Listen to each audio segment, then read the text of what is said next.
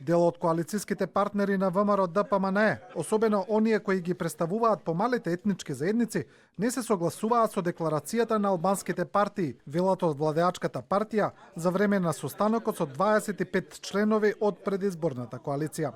Имаше видливо негодување во врска со таа платформа и евентуално сведување на целата дискусија на некаков си бинационален диалог помеѓу етничките заедници.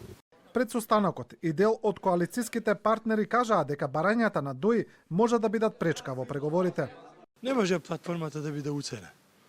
Може да биде дел од договорот за градење на иднина заедничка татковина Република Македонија. Тука може има заеднички додирни точки со кои може да се согласиме, меѓутоа има многу работи со кои ние и турците не се согласуваме.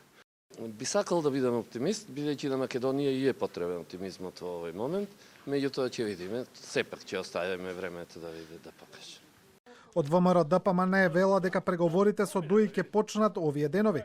Димовски не се изјасни дали барањата на Ахмети се прифатливи за неговата партија и рече дека ставот е кажан преку интервјуто на Груевски за Дневник, во кое пак партискиот лидер исто така не кажа дали ќе ги прифати барањата на ДОИ и кажа дека на албанците нема да им помогне двојазичноста на целата територија, туку нови фабрики.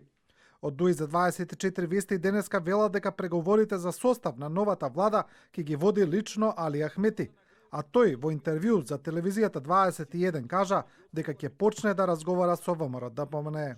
Не дофилоем да биседуваме. Ние ќе продолжиме да разговараме со партијата која доби најмногу мандати.